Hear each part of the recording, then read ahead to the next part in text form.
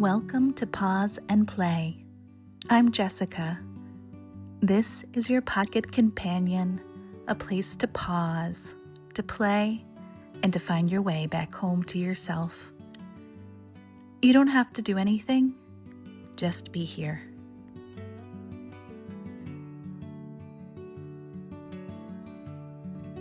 Guidepost 27. Collaborate.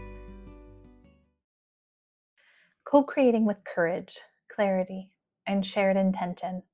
Collaboration isn't about control, it's about connection. It's how we build something better together. Opening ritual. Place both hands on your belly. Breathe deeply into the space beneath them. With each inhale, imagine drawing in trust. With each exhale, release the need to do it all alone and whisper, together we create more. Let yourself soften into the truth of shared strength. Collaborate, not from obligation, but from possibility. Collaboration is where ideas evolve, strengths combine, and new realities are imagined. You don't have to hold it all. Let others in. Let something beautiful emerge between you.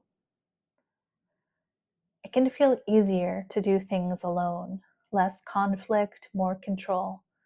But collaboration invites something richer, co-creation, mutual growth, shared celebration. When we collaborate, we let go of ego and step into synergy. We open to the wisdom of many voices and many stories and many strengths. We're not giving up power, we're multiplying it. Personal story. When I first started homeschooling, I carried everything alone. Every subject, every schedule, every emotional need. I was the teacher, the facilitator, the researcher, the organizer. I wanted to do it well. I wanted it to be meaningful. But underneath my striving was a deep unspoken fear. If I didn't do it perfectly, I was failing my children. I told myself collaboration would complicate things, that I didn't have time to coordinate with others, that it would make more work than it was worth. But the truth, collaboration felt vulnerable. Letting others in meant loosening my grip on control. It meant trusting people to show up, which was terribly, terribly difficult for me. It meant being seen, not just in my strengths, but in my overwhelm as well. And for someone who had spent years equating self-sufficiency with strength, that was terrifying. But slowly, out of necessity and longing, I reached out to a few other homeschooling families.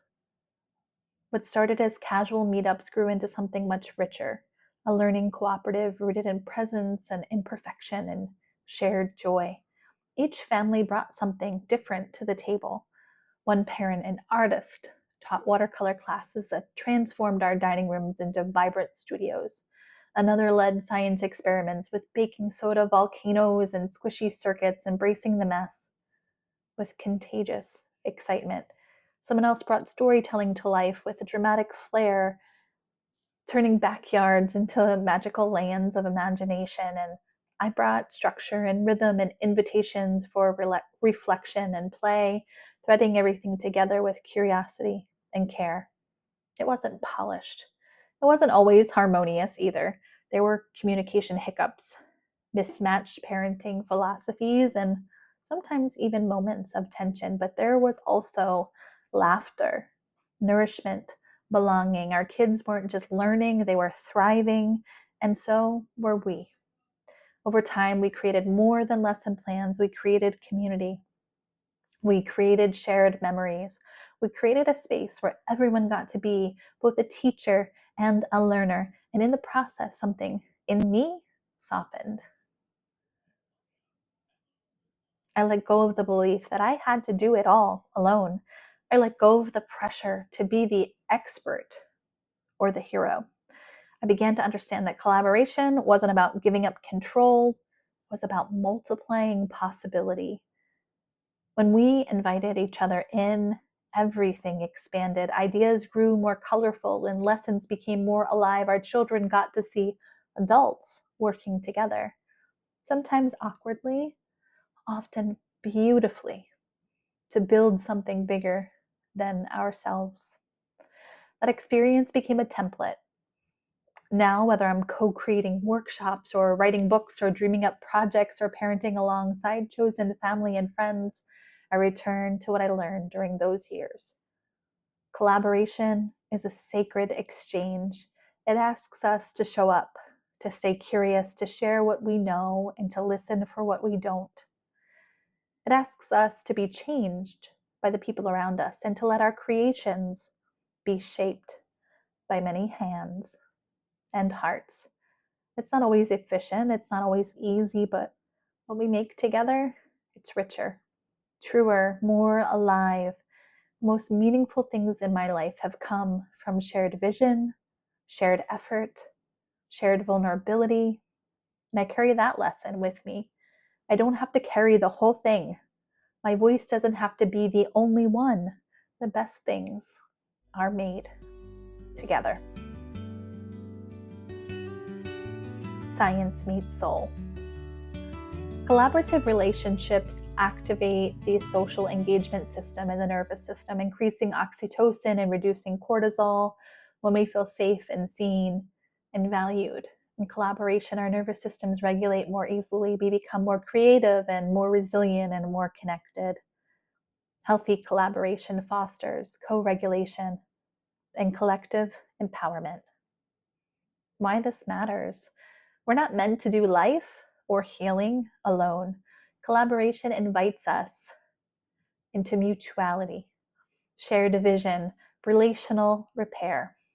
It teaches us to listen, to trust, to move in rhythm with others. It's not about being the same, it's about building something stronger together.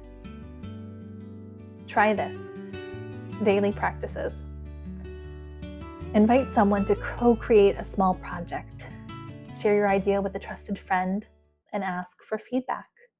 Acknowledge someone's contributions in your life or your work. Ask, how can I support you today? Offer your gifts to someone else's dream. Practice active listening without interrupting. Collaborate on a meal, playlist, or ritual. Notice when you tend to over-control and practice loosening. Try something you've never done before, led by someone else.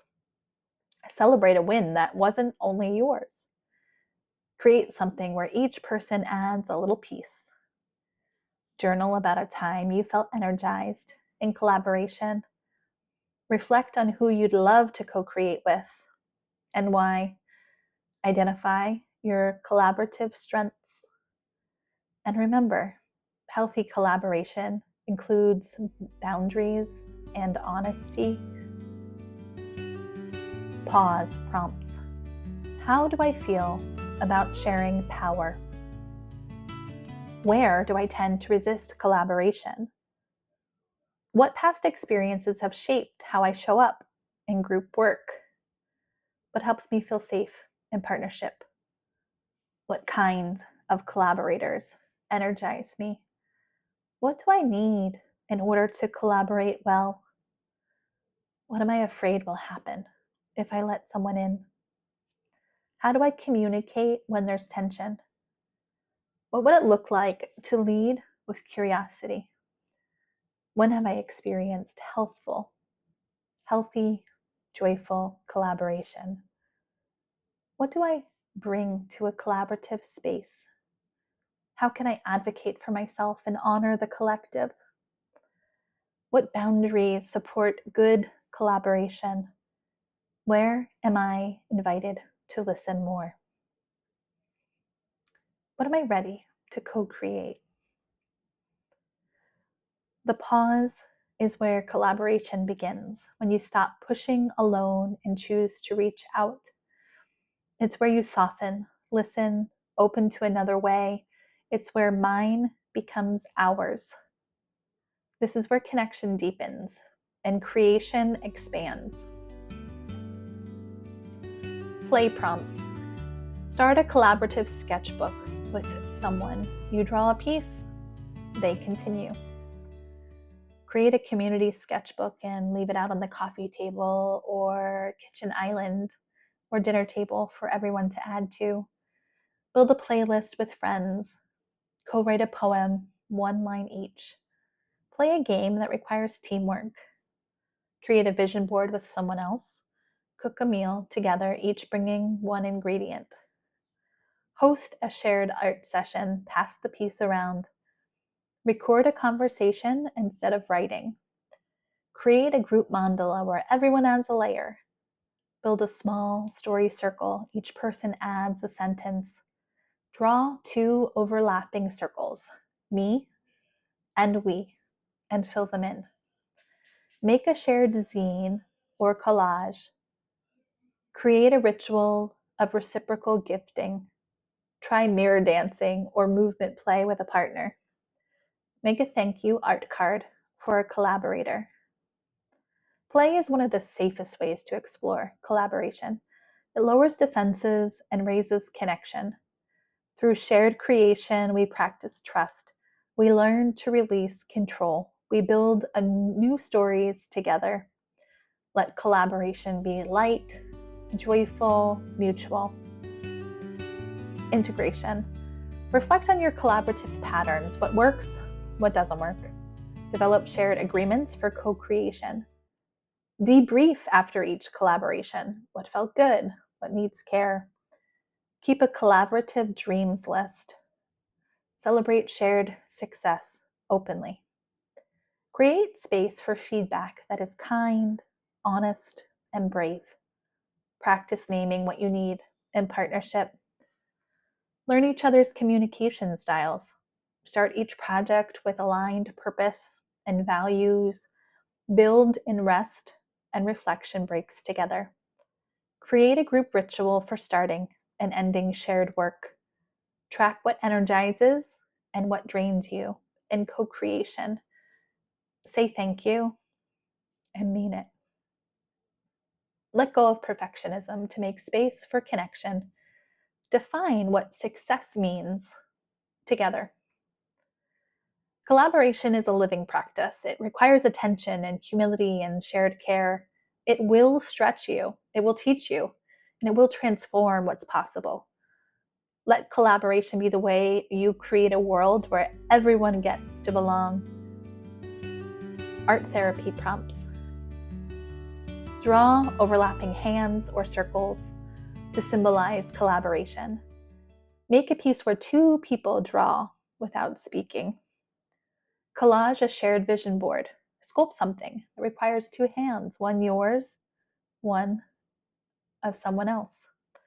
Illustrate your role in a team or partnership. Paint a bridge. What's on each side? Design a co-created mandala. Create art based on a shared playlist. Draw a collaboration compass. What guides you? Collage the gifts you each bring. Use mirror drawing to reflect connection. Document a shared project visually. Make an artistic thank you for a co-creator. Paint or draw the word together. Together. Explore layered textures to represent multiple voices. Space for personal exploration. Journal prompt. Where in my life am I being called to collaborate? Doodle prompt. Sketch what shared creativity looks like to you. Collage prompt. Make a visual story of a time collaboration felt good. We create more together. I trust the power of collaboration.